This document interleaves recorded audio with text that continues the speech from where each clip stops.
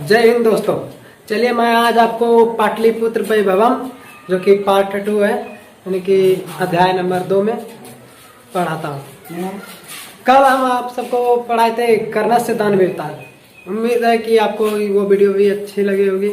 यदि नहीं देखे हैं तो उसको भी जरूर देखिएगा, क्योंकि यह संस्कृत का जो टॉपिक है, हम हर टॉपिक से 5 से 10 मिनट का वीडियो बनाएंगे। आपका बेहतर से बेहतर तरीके से तैयारी हो पाएगा। 10th का संस्कृत है जैसे, तो 10th में संस्कृत में एक अध्याय नंबर कितना है? 2, पाटलिपुत्र वैभवम। याद रखना है, पाटलिपुत्र वैभवम एक अध्याय है, उसके बारे में पढ़ाते हैं। तो आपको बता दें कि पाटलिपुत्र का पुराना नाम, पाटलिपुत्र का जो है पुराना नाम वो पुष्पपुर और कुसुमपुर था। पाटलिपुत्र का पुराना नाम क्या था? पुष्पपुर और कुसुमपुर। याद रखना है, पाटलिपुत्र का पुराना नाम पुष्पपुर और कुसुमपुर था। इसको पाटन भी कहते हैं। पाटन का मतलब होता है गुलाब, इसीलिए इसका पाटन से पटना नाम पड़ गया, पाटन। और ये एक बंदरगाह भी है जो कि पाटन देवी जिसकी पूजा होती है। चलिए मैं स्टार्ट करता हूँ, यानी कि बिहार पटना के बारे में, पाटलिपुत्र वैभवम के बारे में। पाटलिपुत्र जो है वो गंगा के किनारे बसा हुआ शहर है। अनेक विद्वानों ने अपने अपने मत दिए हैं पटना के बारे में। पटना के बारे में विभिन्न प्रकार की सबकी अलग अलग राय है। देखिए, बिहार की राजधानी पटना, बिहार की राजधानी कहाँ है? पटना। यही पटना का पुराना नाम जो है पाटलिपुत्र था। पटना का पुराना नाम पाटलिपुत्र था। यह विद्या, धर्म, राजनीति, उद्योग धंधा में हमेशा अग्रणी रहा है। पटना जो है किसमें? विद्या में, धर्म में, राजनीति में, हर चीज में हमेशा अग्रणी रहा है पटना। और इसके बारे में जान लेते हैं कि इस भूमि पर बहुत सारे विद्वान आए, या फिर दार्शनिक आए, या फिर विदेशी यात्री भी आए। जिसमें से एक मेगास्थनीज था जो कि चंद्रगुप्त मौर्य के समय में आया था, मेगास्थनीज। और मेगास्थनीज था, वेनसंग था, फायन था, इत्सिंग था, और भी बहुत सारे विद्वान पटना के बारे में लिखते हैं और पटना के बारे में बताते हैं। बता दें कि पटना जो है गंगा के किनारे अवस्थित शहर है। इसके उत्तर दिशा में गंगा बहती है। पूछ सकता है कि पटना के किस दिशा में गंगा बहती है, तो याद रखिएगा पटना के उत्तर दिशा में गंगा बहती है। और पटना के बारे में देखिए, कभी जो अलग अलग विद्वानों ने अलग अलग मत दिया है, उसमें से एक विद्वान का नाम है दामोदर गुप्त।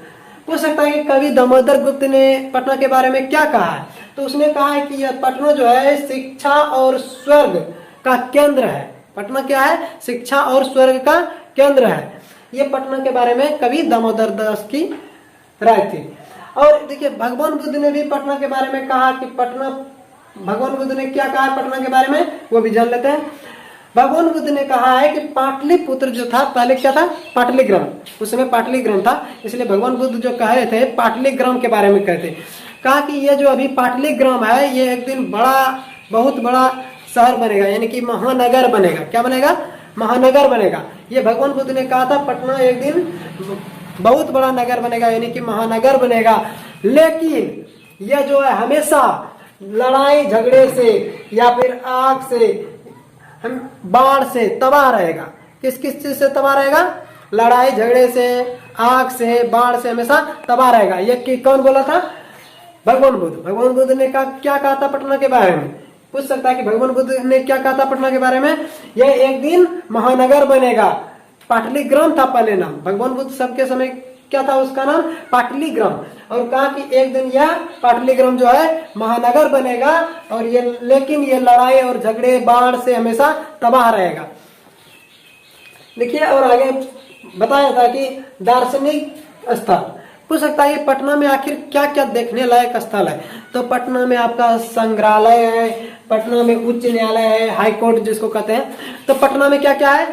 संग्रहालय, उच्च न्यायालय, तारामंडल, गोलघर, और भी गुरुद्वारे भी है। पटना में क्या है? गुरुद्वारा। सिख धर्म के लिए, यानी कि सिख धर्म का 10वें गुरु गोविंद सिंह का वही जन्म हुआ था। और देखिए आगे बताते हैं कि पटना का दार्शनिक स्थल जैसे बताए, क्या कौन कौन सा था? संग्रहालय, उच्च न्यायालय, तारामंडल, गोलघर आदि। मेगास्थनीज जो है, मेगास्थनीज चंद्रगुप्त मौर्य के समय में आया था। और मेगास्थनीज जो बताता है कि चंद्रगुप्त मौर्य के समय में जो है पटना की शोभा और रक्षा बहुत अच्छा व्यवस्था थी।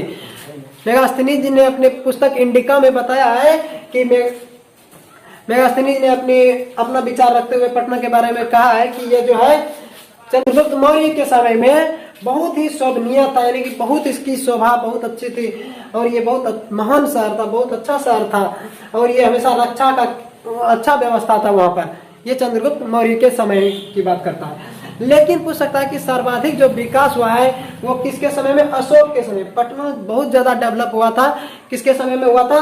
तो अशोक के समय में पटना बहुत ज्यादा डेवलप हुआ था, विकसित हुआ था। लेकिन एक आगे देखते हैं राजशेखर। राजशेखर जो है वो भी एक लेखक थे, कवि थे। उसने अपनी पुस्तक काव्य मीमांसा, अपनी पुस्तक काव्य मीमांसा में लिखता है पटना के बारे में। कौन? राजशेखर ने अपनी पुस्तक काव्य मीमांसा में लिखता है पटना के बारे में। क्या कहा उसने? कहा कि यह जो है शिक्षा और परंपरा यहाँ हमेशा कायम रहा है, यानी कि यह शिक्षा में हमेशा अग्रणीय रहा है, परंपरा में हमेशा अग्रणीय रहा है। यह भी कौन बताता है? राजशेखर। राजशेखर याद रखना है। गांधी सेतु पुल जो कि एशिया का सबसे बड़ा पुल है वो कहाँ पर है? पटना में ही। वो गांधी सेतु पुल जो है एशिया का सबसे बड़ा पुल था। और ये देखो पूछ सकता है कि सिख धर्म के लिए पटना का क्या महत्व है? तो सिख धर्म के लिए पटना का इसलिए महत्व है क्योंकि वहां पर 10वें गुरु, सिख धर्म के कितवें गुरु? 10वें गुरु गोविंद सिंह का यह जन्म हुआ था। पूछ सकता है कि पटना सिख धर्म के लिए क्यों महत्वपूर्ण है? तो याद बता देना है कि वहां पर गुरुद्वारे भी है जो कि सिख धर्म के 10वें गुरु गोविंद सिंह का जन्म पटना में ही हुआ था, इसलिए उसके लिए पटना महत्वपूर्ण है। और आगे देखते हैं पटना में जो है एक महोत्सव मनाया जाता है। वो महोत्सव जो है गुप्त काल से मनाया जाता रहा है, वो उसको कहते हैं कौमुदी महोत्सव। पटना में एक महोत्सव मनाया जाता है, उसको क्या कहते हैं? कौमुदी महोत्सव। पूछ सकता है कि कौमुदी महोत्सव जो है कब से मनाया जा रहा है? तो कौमुदी महोत्सव जो है गुप्त काल से मनाया जा रहा है, बड़ी धूमधाम से मनाया जाता है कौमुदी महोत्सव। और पटना जो है ये पत्तन शब्द से बना है। पटना किससे बना है? पत्तन से बना है। पाटन का अर्थ होता है गुलाब। याद रखना है कि पाटन का अर्थ होता है गुलाब। पाटन का अर्थ होता है गुलाब। पाटन शब्द से बना है जिसका अर्थ होता है पत्तन, यानी बंदरगाह, जहाँ पर बड़े बड़े जहाज सबको रखा जाता है, लगाया जाता है। जैसे कि नहीं कहते हैं हम सब बस स्टेशन, यहाँ पर स्टेशन पर बस मिलते हैं, उसी तरह पत्तन जो है, पत्तन का मतलब होता है बंदरगाह। और ये पाटन देवी की पूजा करती है, यानी कि पत्तन देवी की यहाँ पूजा होती है, अभी भी होती है यहाँ पर पट्टन देवी की पूजा। और इसके बारे में जानते हैं कि ये इसका जो पुराना नाम था क्या था? पुष्पपुर या कुसुमपुर। ये पूछ सकता है कि पटना का पुराना नाम क्या था?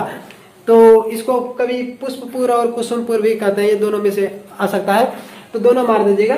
ठीक। पटना हमेशा से शिक्षा और स्वास्थ्य सब चीज का केंद्र रहा है। अलग अलग समय में पटना में विकास की दर अलग अलग तरह से देखने को मिली है। मध्यकाल में आकर के कुछ पटना का विकास रुक गया था, फिर धीरे धीरे पटना का विकास अलग अलग काल में इसका विकास बहुत तेजी से हुआ है। तो पूछ सकता है कि पटना में सिख धर्म के लिए क्यों पटना महत्वपूर्ण है? तो आपको बताया कि यहाँ पर सिख धर्म के 10वें गुरु गोविंद सिंह का जन्म हुआ था, इसलिए सिख धर्म के लिए पटना महत्वपूर्ण है। और पूछता है कि पटना में कौन कौन से दर्शनीय स्थल है? दर्शनीय स्थल यानी देखने योग्य जगह। तो आप पटना में देखिएगा कि गांधी मैदान है, वो भी बहुत अच्छा, बहुत बड़ा मैदान है और वो देखने लायक मैदान है। पटना में और क्या है? गोलघर भी है, पटना में गोलघर है, चिड़ियाघर है। अब ये सब जगह देख सकते हैं। पटना के बारे में इतना सा, जैसे कि आप सब जानते हैं कि हमारे बिहार की राजधानी पटना है, तो पटना के बारे में, राजधानी के बारे में तो कुछ जानना जरूरी बनता भी है। तो आप ये पटना के बारे में ये बता दीजिएगा। पटना आपसे पूछते हैं कि गंगा किस ओर बहती है पटना के? तो हमेशा याद रखिएगा, अभी बताए थे पटना के उत्तर की ओर गंगा बहती है। और भगवान बुद्ध ने इसके बारे में क्या कहा था? मेगास्थनीज ने क्या कहा था? चंद्रगुप्त के समय में कैसा था पटना? तो इसकी शोभा बहुत अच्छा था और रक्षा की व्यवस्था भी वहाँ उत्तम थी। और पूछ सकता है सर्वाधिक विकास पटना में कब देखने को मिला? ये अशोक के समय में। तो ये पटना के बारे में पाटलिपुत्र वैभवम यानी पाटलिपुत्र के वैभव के बारे में हमने बात की। आपको उम्मीद है कि यह वीडियो आपको अच्छी लगी होगी, और यदि अच्छी लगी है तो आप अपने दोस्तों को शेयर कर सकते हैं ताकि वो भी कुछ पढ़ सके, लिख सके और इससे कुछ ज्ञान हासिल कर सके।